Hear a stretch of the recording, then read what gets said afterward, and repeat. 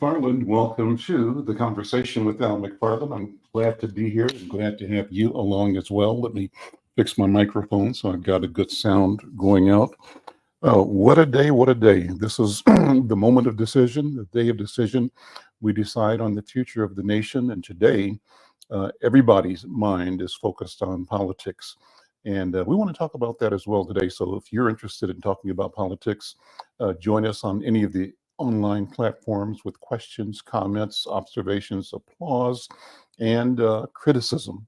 It's about your speech, your point of view, your hopes, your aspirations, our common commitment to being co-authors of a future in which we all win. It's on the table today, and this is a good day from my point of view. We want to encourage you wherever you are and however you stand on issues and candidacies to exercise your right, your privilege, your duty to bring your voice to the party. Go and vote. If you haven't voted already, if you have voted, thank you for exercising your power. If you've not voted yet, it's not too late. You can register at the polls. Go and vote. Let the world know where you stand quietly, privately, simply by adding your voice to the conversation. And it's never too late. Your voice is important. Join the conversation.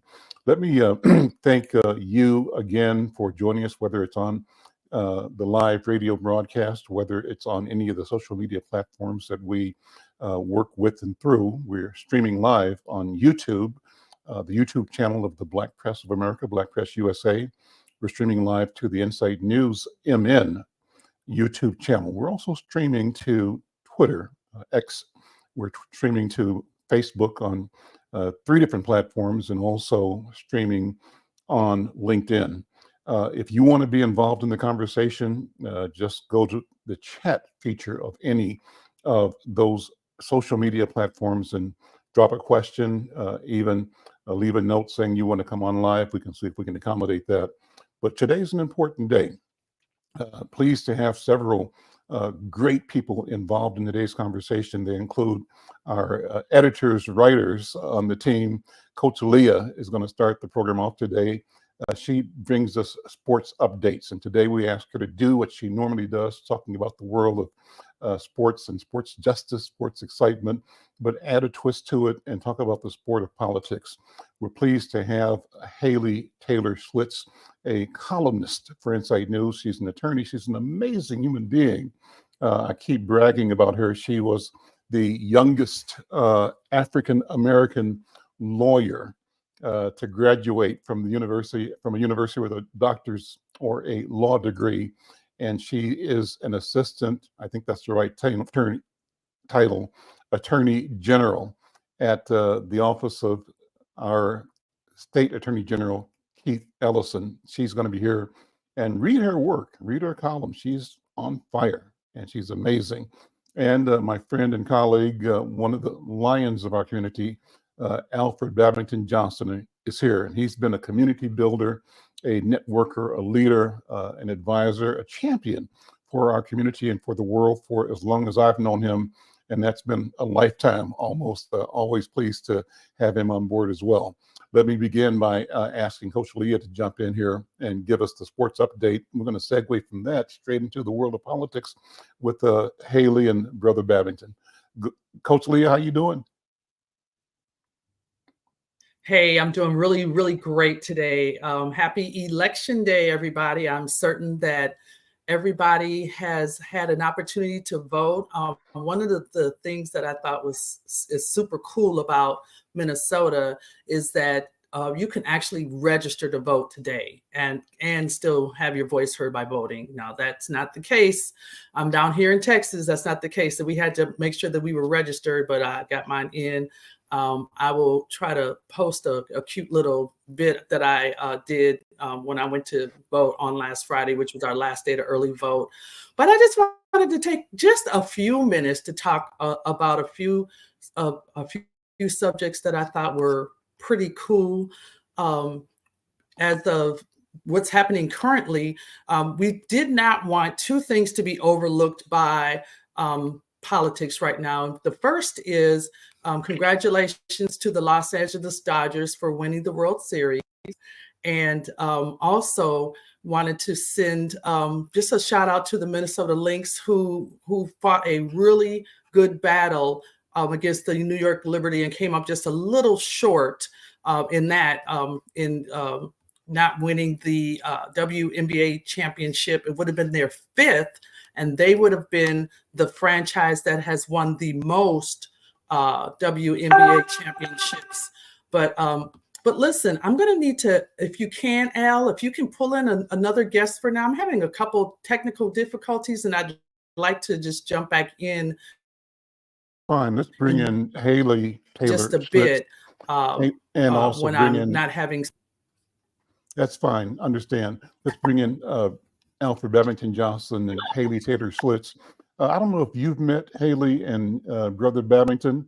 If you haven't, let me introduce you both as great friends already, because you're on the same track. You and all of us are companions on the journey to justice and freedom. How are you, Attorney Schlitz?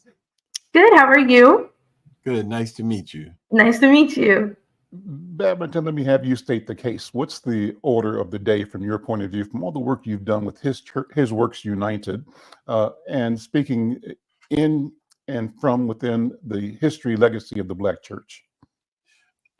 Al, again, I just need to begin by sharing my appreciation for you and what you continue to do.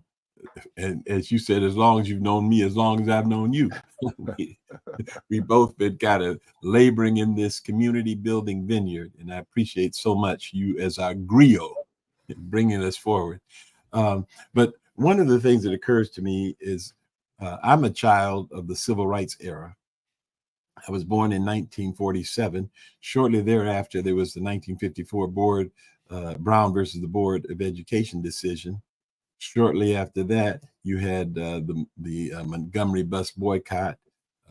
Shortly after that, you had the freedom rides, and so this whole civil rights era I grew up in. When I graduated from Howard University, which, by the way, is also the alma mater of the extraordinary Kamala Harris, but when I graduated from Howard in 1968, that summer, Martin Luther King was killed.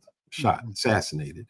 And so my whole growing up was in the civil rights era, and so it makes me want to burst into song. Hold on, keep your eyes on the prize. Hold on. Well, that was part of the energy of that time, the singing together, the being connected to one another, And Al, I think that following the gains that came out of the civil rights movement, the civil rights bills of 64, 65, and 68, which reinforced voting rights and citizenship and the right to live wherever you wanted to live. I think our community seemed to almost have lost sight of what the prize was. I think the prize was about equal distribution of resources to, and moving forward in an equitable manner. And so in the days since, we've been in some ways adrift and with strides and then fallings back, and so here we are at this pivotal moment in time, at this historic moment in time where we have two things.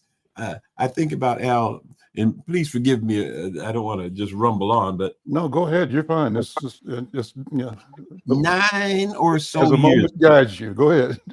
9 or so years ago, down an escalator came a darkness that we need to be delivered from. This guy came down escalator about 9 years ago, announced that he was going to run for president, and no one really, I think, took it very seriously initially, because this guy is just a TV celebrity, but he ran, and when he won, what he's ushered in has been such a dark, heavy spirit on the whole world, not just the United States, and it crystallized for me, Al, during the Democratic convention, because at the Democratic convention, something dawned on me as Kamala Harris and Tim Walz and others were holding forth. And there were several times I laughed. There was a joy somehow in the midst. And I thought to myself, this is a breakthrough from this darkness and this division and all the invective that this guy has heaped upon us. Now suddenly there's this moment and you reflect on, oh, it wasn't always like this. It doesn't have to be like this. So Al, I'm feeling this as a critical time in which we both have the legacy of the civil rights struggles, and we have the opportunity of, as Kamala Harris says, turning the page on this dark chapter. This is a great time, but a challenging time.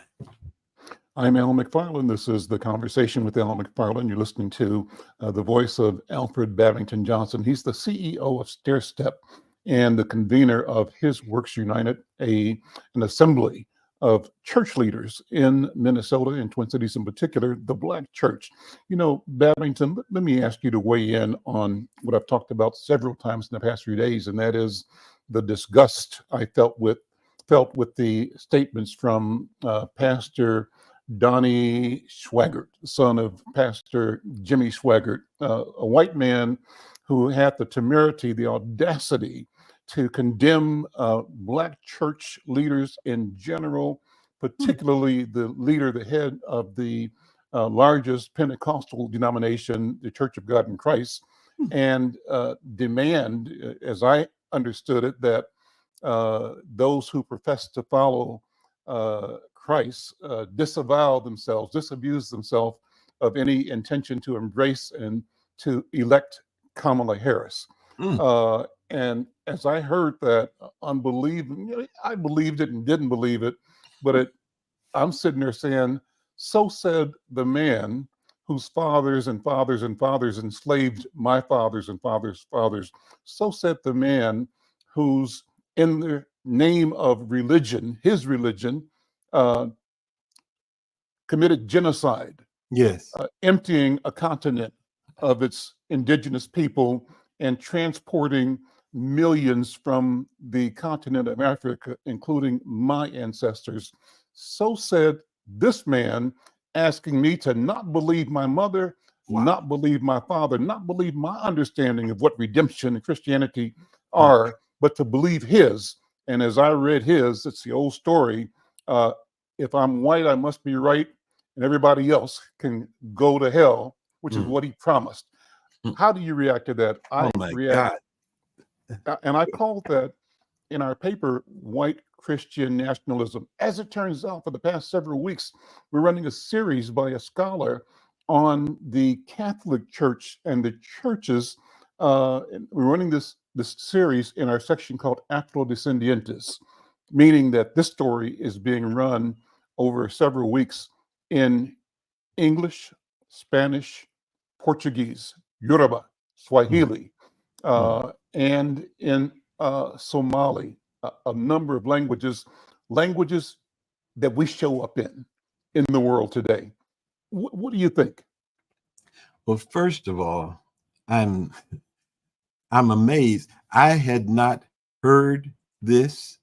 I will surely, after this, go and try to hear it firsthand. But the tenor of it clearly has been afoot for some time. And even when we talked some week or two ago, Al, when we had in several Black pastors coming in talking about a variety of issues, including disinformation and voter suppression. And so, you know, Al, one of the things I said, and this is something I'm sure you and I can talk about at some point in time, but I'm more and more saying the issue is not racism. You know, the key issue is not racism. The key issue is privilege, you know, which may be exerted from it. You choose how you want to exert it. But once you feel like you have some privilege, you want to keep others out of it and protect it for yourself. And we've seen that manifest in so many ways. You have people who are more committed to their privilege than to principles.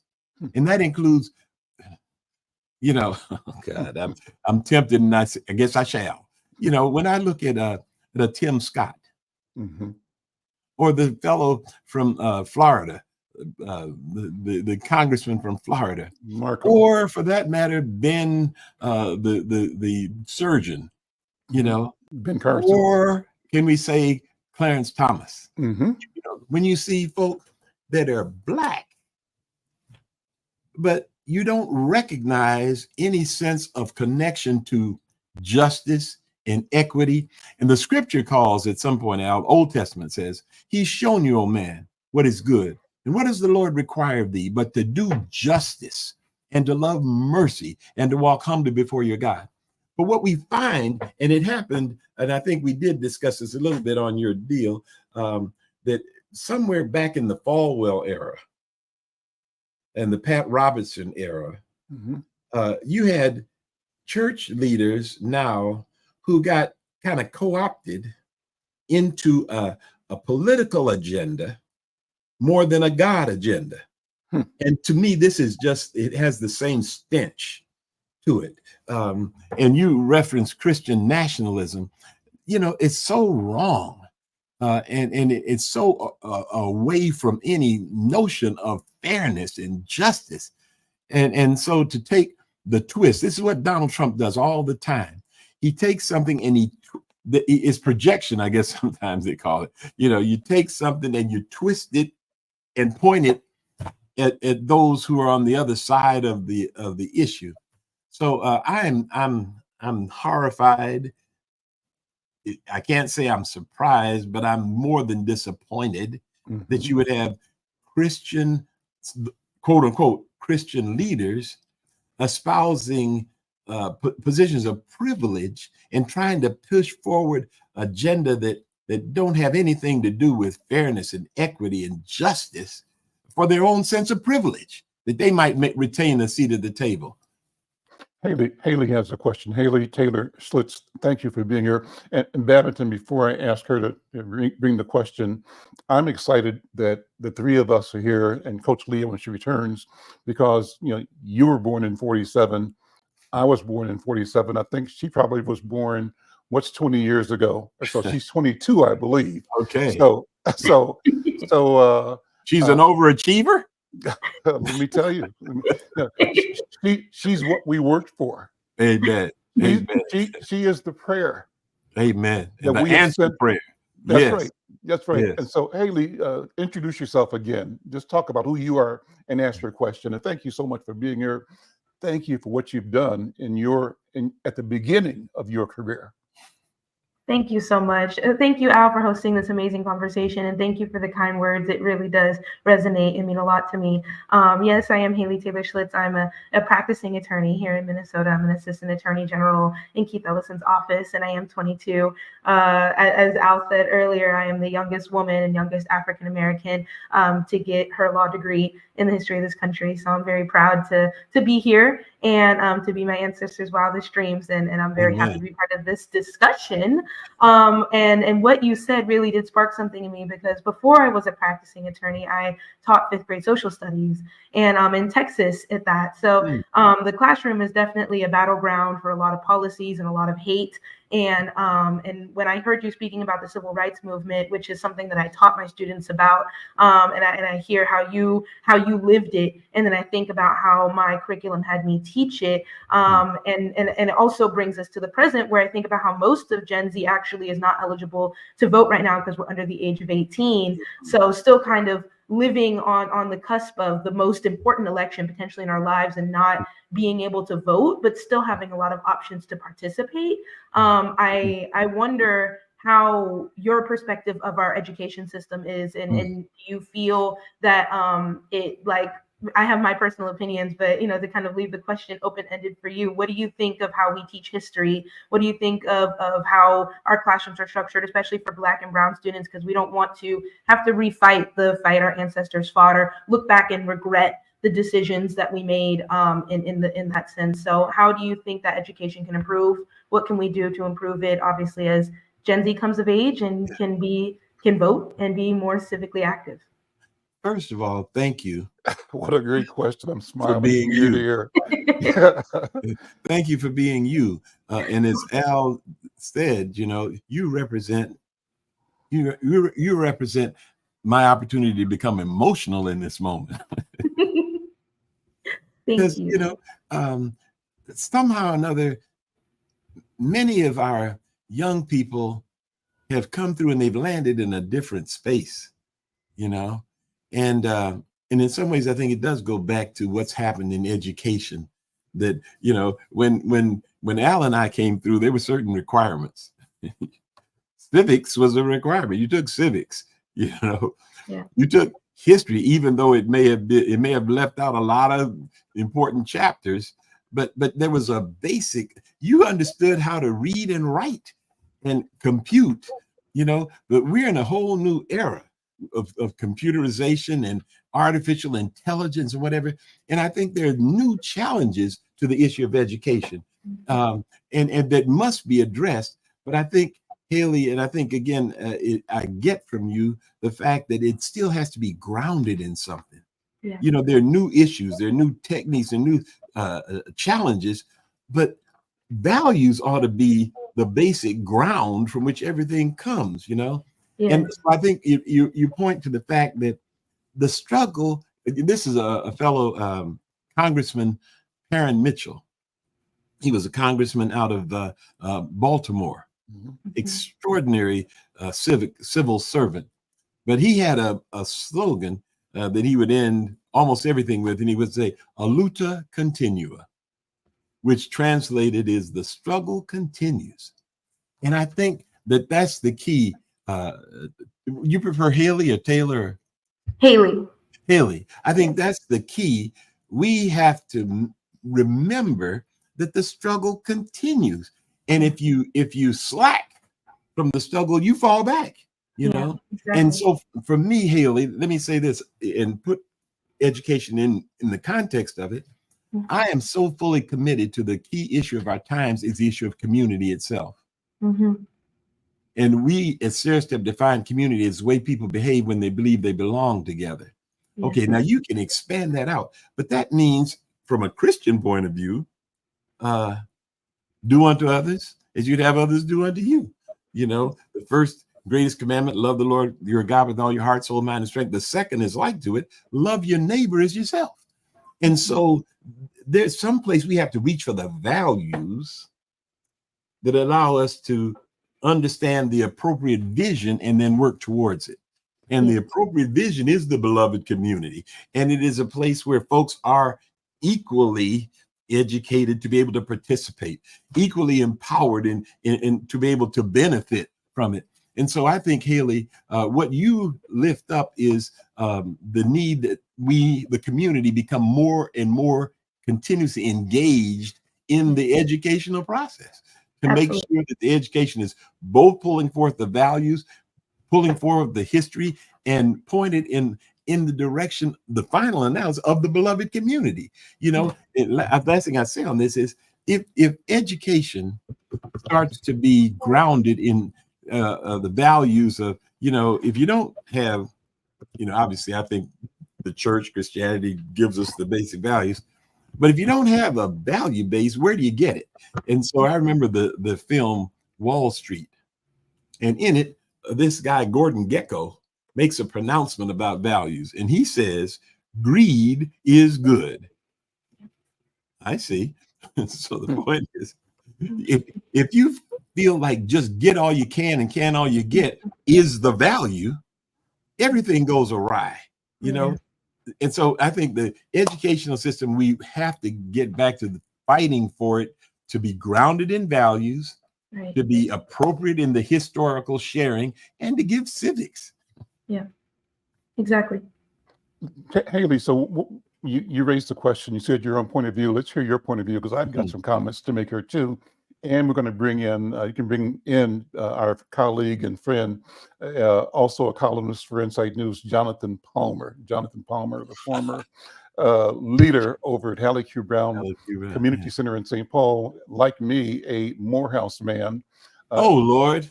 You can always tell a Morehouse man, but you can't tell him much. much. Right. But let me Jonathan, say about Jonathan, though, right there. He's also a comic book aficionado. yes, he is. He's into the Marvel heroes, Well, I mean, I So wore my Captain America tie for election day. So, well, before you jump in, Jonathan, I wanted Haley to explain the basis for the question she raised to me and Babington to get her point of view, and then you and I are going to respond, and we'll keep it rolling from there. great. I mean, I think Alfred framed it perfectly. I think that our education system truly does lack values. I think that's a wonderful way to put it. I think that it's definitely time for us to reevaluate how we approach education altogether. When it was formed, when we set up this system, it wasn't made with the diversity that we have in this country. It wasn't made for Generation Z and for the technology that we're seeing. It wasn't made with the new goals and initiatives that this country has and that we've fought tirelessly and shed blood for. It's one of the systems that has almost never been reevaluated, never been shifted, never been adjusted for the changing times and days. And it's going to constantly need to be adjusted. Take history, for example, every single day it has new curriculum. Every single day it has new content. So to expect to write a policy that just kind of solves it, that just addresses it, that just does education correctly, is already starting off with the wrong approach. And I think that part of the problem is that we really need more diversity in these areas, more diversity in our teacher workforce, and more engaging in our community. How can Divine Nine groups, how can HBCUs, how can churches, how can community groups get involved in education and support our Black and Brown students? Because in the meantime of writing policies that fix our education system, we have students in there who need the assistance, who need the education, who need the support. And I know, just speaking as a Black girl in the system, at one point it was horrible. It was. There's no other really word for it. It was horrible. And to think that there are students who are currently in the system and their parents don't have the opportunity to just simply pull them out or to just simply, protest, it really does leave room for community engagement and support and to implement those values, because our D9 groups, our churches, they do have that, everything that you were preaching, they do have that. And so to be able to bring that to our students and into their lives, and to have the parents support the education system, it's not something you just check your student in and out of every day. It's very active. So I really echo everything you said. Amen. Jonathan, jump in. Jonathan Palmer. I will say that Haley, you're spot on, and that was the impetus for HBCUs. It was the fact that we couldn't go to other institutions. It was the fact that there was a need for education, and you get the HBCUs largely starting after the Civil War, and pre turn of the 20th century. And it's a nice kind of segue into, we have a Howard University alum that's about to be the president of the United States. There's a network of HBCUs across the country that connect in on their students, connect in on reaching out, but we need more of that within the system itself, within the local schools, and making sure that we're providing the support and the ability for young people to be successful. Yeah. For the sake of argument and also for the sake of adding to the controversy here, let me take this thing another level. I have been watching and participating in for the past couple of years a novel idea. You've seen me show up at the Conversation with Al McFarlane in branding gear, a sweatshirt that says narrative, narrative with a K, Knarrative, or the alternate, which is part of the same system. The sweatshirt said Nubia, Nubia with a K, Knubia. So first question is, wait, Al, you said, go ahead. You said narrative beginning with a K? Yeah, that's the question. Okay, so you're going to explain. How do you have a narrative with a K the same way you have knowledge with a K? Okay, go further. Knowledge starts with the K, narrative starts with the K. The question is, how do we construct a process for assembling information and relationships between us and among us that have the intent of elevating, of furthering, of advancing our understanding of humanity, of what it means to be in existence at all. So the principles behind this initiative is an online community called Narrative that anybody can join, but they're targeting our people, is that it happened when Professor Greg Carr, who's the head of Africana Studies at Howard University, had a meeting on the phone with a sister named Professor Karen Hunter. She is a publisher of X number of books. She's a journalist. She teaches journalism at Hunter College. And she also is a celebrity on what's called Sirius Radio every day. She's doing phenomenal work. They were having a conversation. She said, hold it, can you stop for a second, Professor Carr, and let me record this? He said, sure. That conversation led to what they've now reached out to be the largest Africana Studies classroom in the world. Every Saturday morning from 8:30 to about 10:30, the two of them and guests hold for thousands of people, 2, 3, 4,000 people join every Saturday to talk about what we must do, can do, are doing to create a world that values us and that allows us to bring our gifts to the development and advancement of humanity. Liken this to thinking about the pyramids, right? 4,000 or 5,000 years old, standing as a symbol of mathematics, of perception, of knowledge, and that for years and years were ignored, not understood. But at the end of the day, sisters and brothers, something that came out of us, our people. So they're saying, let's create something new. Dr. Carr's words were during the COVID pandemic, when all institutions shut down, even colleges and universities. This is an opportunity by us being together in cyberspace with this project we created called Narrative in Nubia to jailbreak the institution, to break out of HCBUs and other colleges as well, and reimagine what education can and should be, to form education, as it were, in our own image, in a way that reflects our understanding of what it means to have balance in the world, the principle of Ma'at, right? And so there's a whole arena of knowledge and a gathering of people who are looking at what the next 2,000 years will be, and how the decisions we make today on November 5th, 2024, with intention, are decisions towards the future for human beings, for existence, and our people at the center of it, with other human beings co-authoring and co-developing a sense of balance in the world. I'm gonna stop there.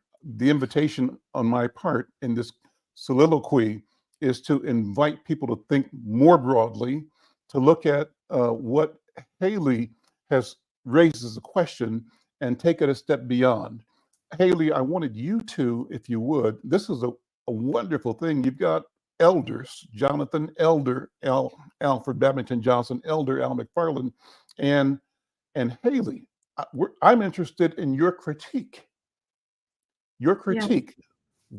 What have we done and where have we failed to the best of your knowledge? I don't know that you're qualified because you're still a brain in development, and I recognize that, but I recognize the power of what you've accomplished already, and I envision the limitlessness of what you will accomplish. Part of that has to be to have a sober look and analysis of what we have done and how that informs what you feel you must do. Why do you exist? I love this. I really love this question, and I love what the setup that you had for this question. I will start with, when my grandmother passed, I read the poem "When Great Trees Fall" by Maya Angelou, And it's a poem that still follows me and really resonates with me, because I think there is so much that we can gain, and so much that we already have gained from our elders, from the ancestors before us, and so much that we have to learn, and wisdom that they need to pass down, that we're desperate for, in order to keep moving the country forward and not going back. And with that, something that I witnessed in Texas is this pushback against different forms of schooling and different forms of education, from all different types of people on different sides of different issues. There's pushback to, say, homeschooling or charter schools, or things that are other avenues for especially Black and Brown children who are getting uninformed or misinformation in our current public school system about their own history, about their value to this country, about how we built it on our backs and on the bones of Native Americans, and nonetheless, that's not how it's taught. In a lot of public schools, especially, like I said, coming from Texas, personal experiences and witnessing that is not how it's taught in the classrooms. And to take advantage of the opportunity we have in front of us to develop this new network of freedom schools, in a sense, a homeschooling, utilizing churches in D9. I think that that's a real opportunity for the elders to get involved, for ancestors to get involved, for the stories of who we are and where we come from to truly be accurately shared. And of course, I have my personal experiences with this. So I was a hybrid school type of homeschooling. And I think that the education I got could never have been provided to me if I stayed in public school. And I think that that's something that really we should take into consideration, and just really take advantage of that opportunity that the elders, really, we could use your help and support. And I see a lot of pushback on that, and I find it fascinating. Sometimes people don't really disdain the idea of homeschooling or of different just avenues of education, but really it is a route of escape almost for Black and Brown students, and I think that that's a conversation that we should have. Haley and all, there's a song. There was a song some years ago, and the gist of it was, when I get where I'm going, where will I be? And I think the point of the question is, do we wander, amble forward without a clear sense of vision, understanding? Where are we trying to get? And so again, I in some ways I'm falling back on my one note samba about the issue of community, but I think somehow or another that's where we have to get. So what does that mean in the context of this conversation? One thing it means is we need Haley, and we need Al. We need what each brings to the table. And we're living in a time, and it may be an intentional tactic of the enemy of our souls, to be divided, to end up in different corners for whatever reason, whether that's sex, or whether that's age, or whether that's, part of the country, part of the world, whatever it might be. We end up in these corners where we feel that we almost are obliged to contend against one another, and we lose so much in that. And the generational thing is one of the most insidious divides of all. The Bible at one point says, I call the young because they're strong, and the old because they know the way. Oh, hello.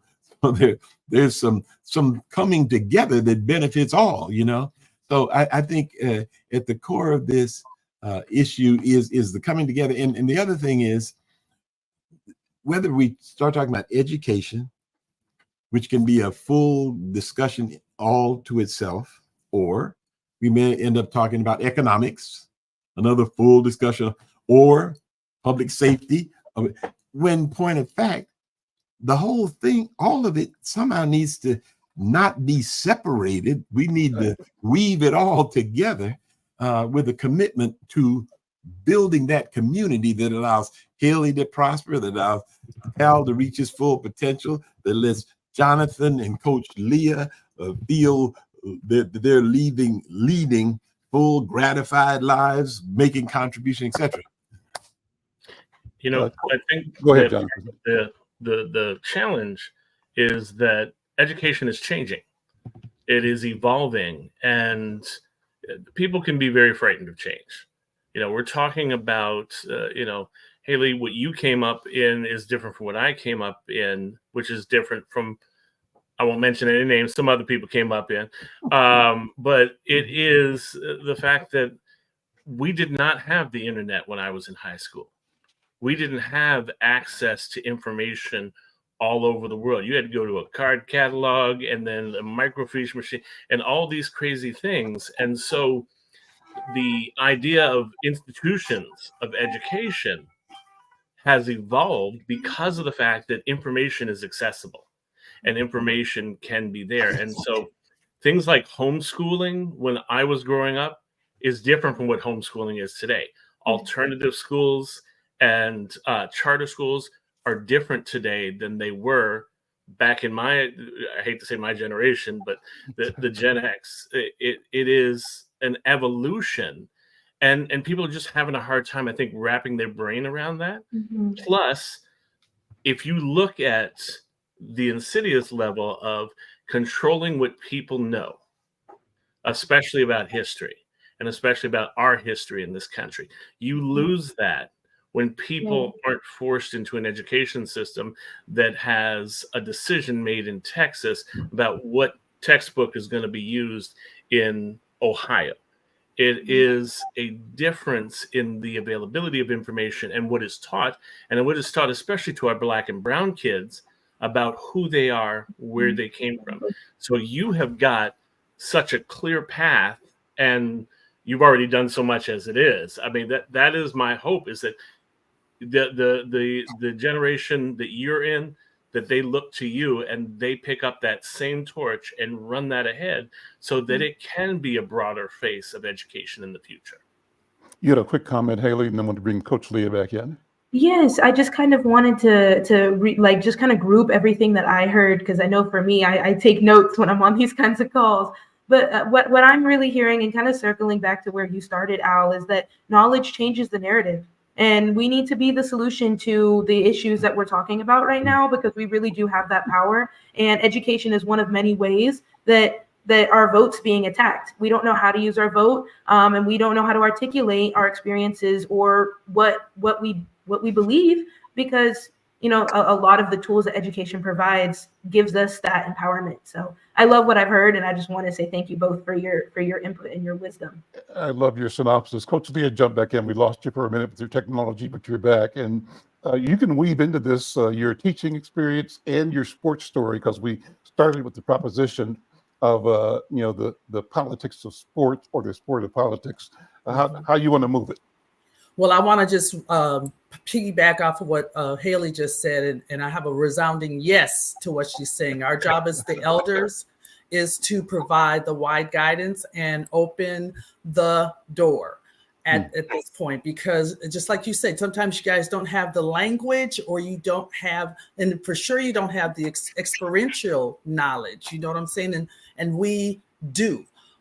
We don't always have the energy anymore to actually mobilize or to actually get out there, but we definitely can be through our experiences, and because we have the agency and the capital to provide those opportunities, and we absolutely have to do that. So I will say that, and I also want to say that serving as an educator in Houston, Texas, when I first got there was a challenge, but also very gratifying, because my background in education started in Minneapolis in Minnesota, where we are perceived as some of the most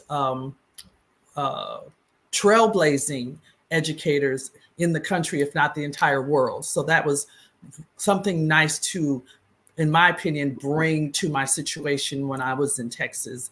And a lot of things that I brought to the table were well received.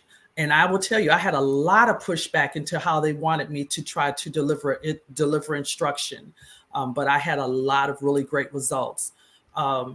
But I totally know what kind of challenges you had, Haley.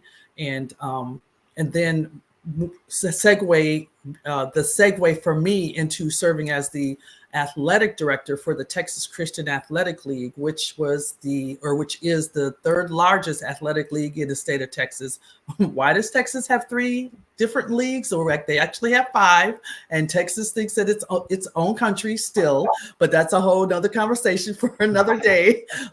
But what I can say about that is schools like yours, which were hybrid, we embraced it in TCAL because they were options that were necessary for the educational landscape and for those athletes and for those educators that wanted to do more than just follow the ISDs that were in the state of Texas. ISD standing for Independent School Districts, which there are 32 or so different ones just in the Houston Metroplex. And that's not even counting the entire state of Texas. And so wanted to say that and why it's so important for as soon as these young people get a voting age to realize their experiences as a student and use that to put their vote to work. Yeah, exactly. Coach, let me ask you and the rest of the panel as well to just reflect on celebrity in politics. I'm interested in how you've looked at and thought about, Beyonce and Taylor Swift and the people with WWE, Donald Trump's emergence as an icon, Jonathan, in the fantasy wrestling world. What does it all mean? LeBron,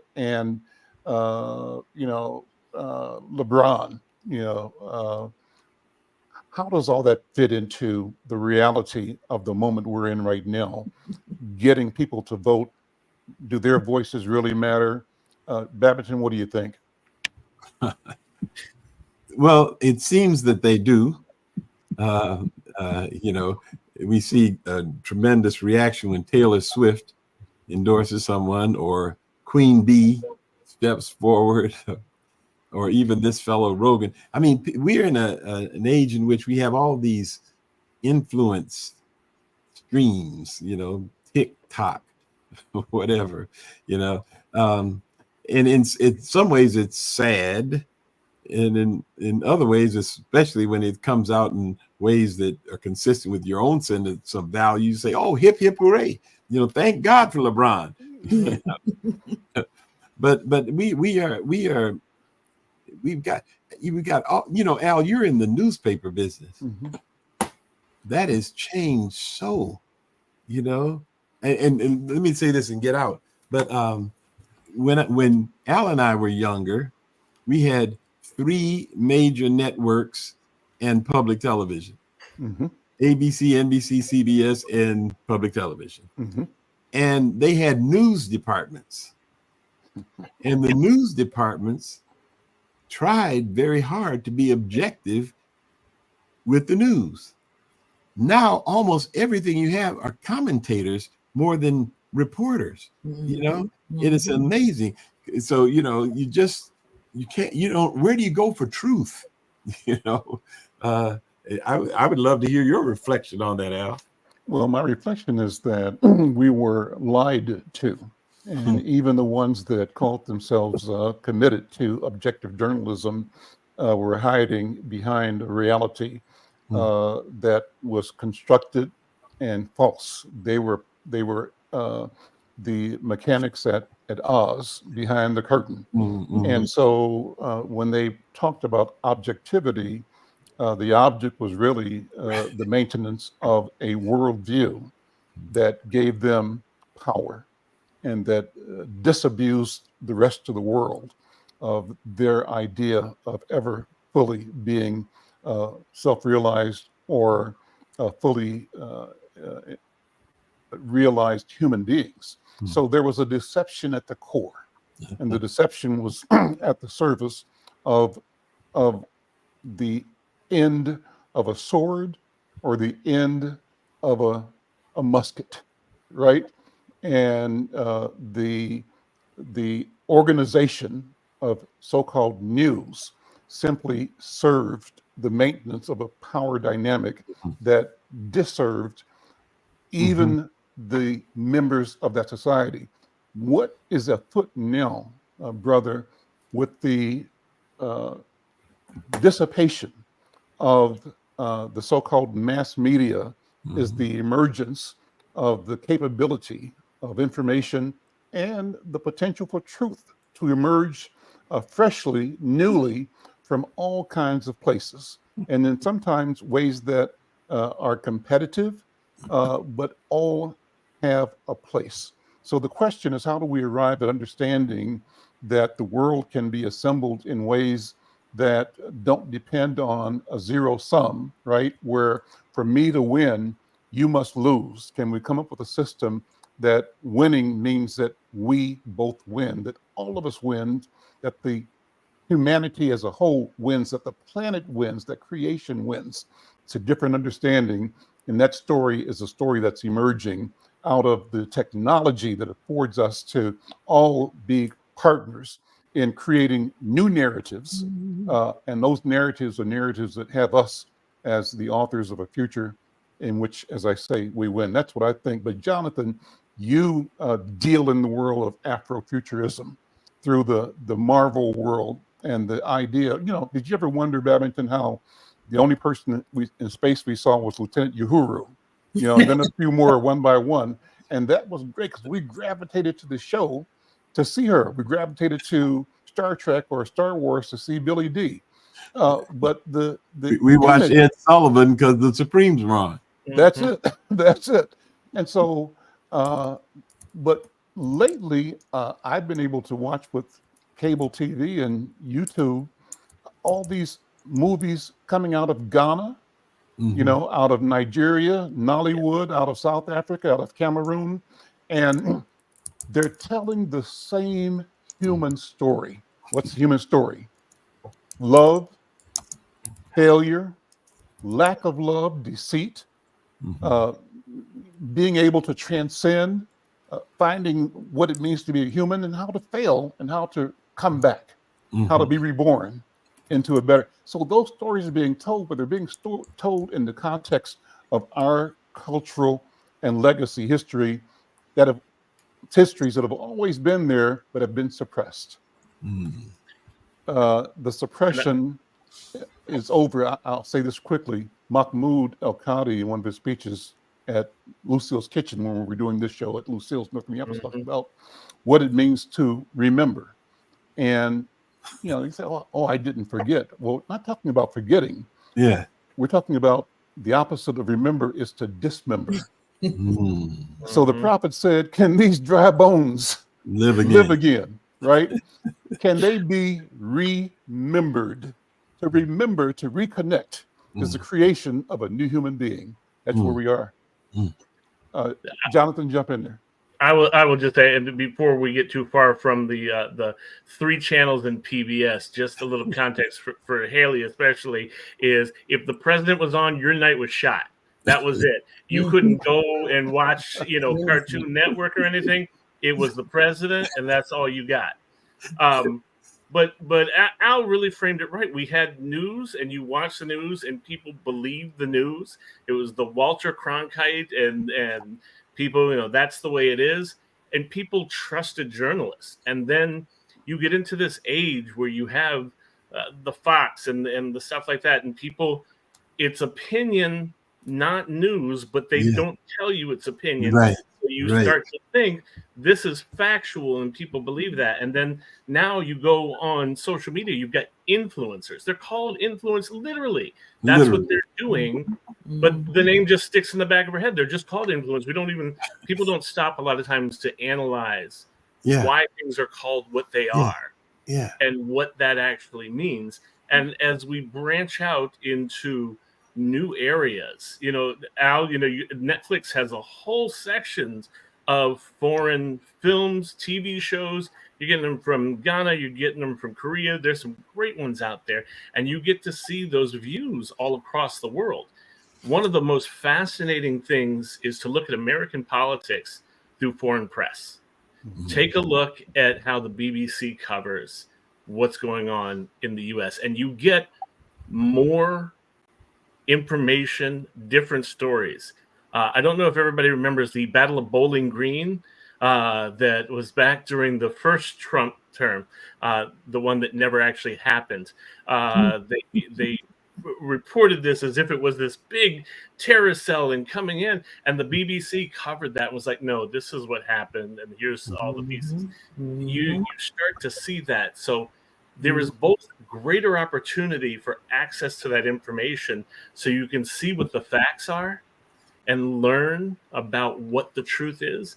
But at the same time, there's just as many people out there now who jump in with misinformation all the time, broadcast on channels, and will tell you with a straight face, this is so true.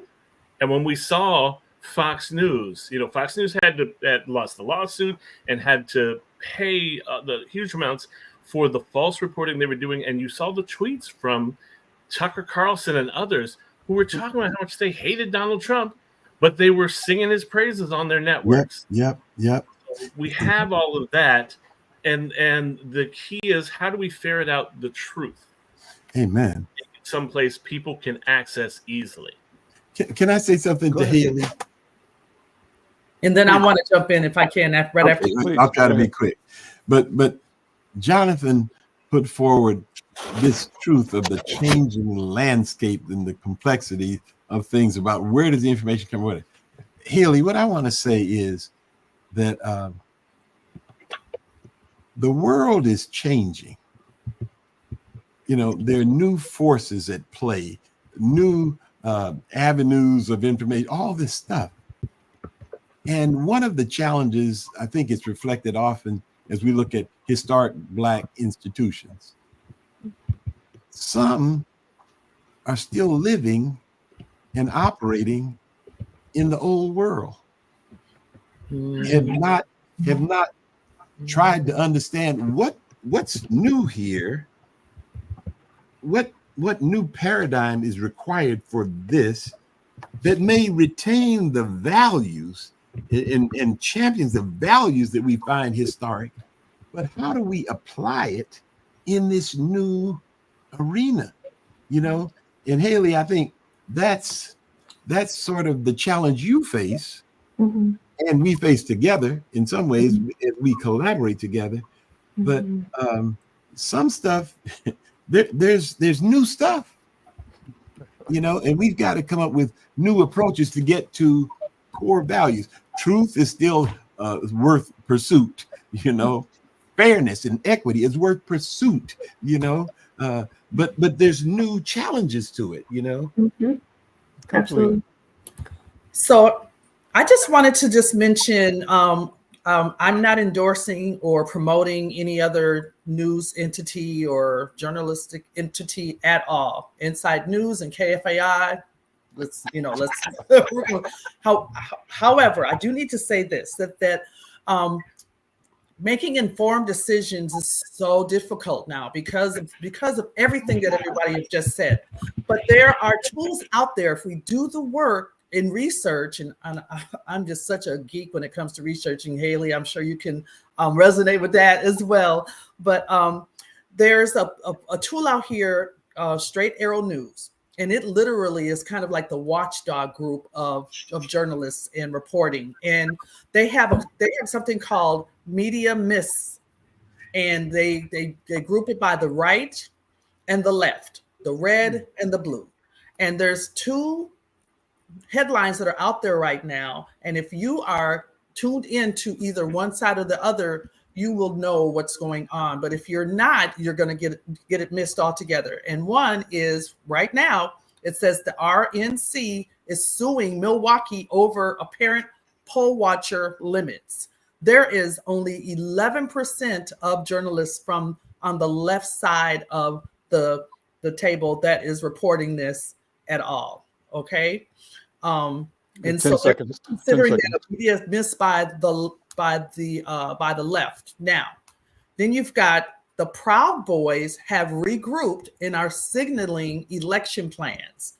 And we got to drop it there. We got to drop it. We're out of time. Listen, okay. Coach Leah, Brother Babington, Brother Jonathan, and Haley Taylor Schlitz, thank you all so much for being here. Everybody, if you haven't voted, go vote. Now is your time. This is the moment of decision. I'm Al McFarlane. We'll see you next week. Haley, call.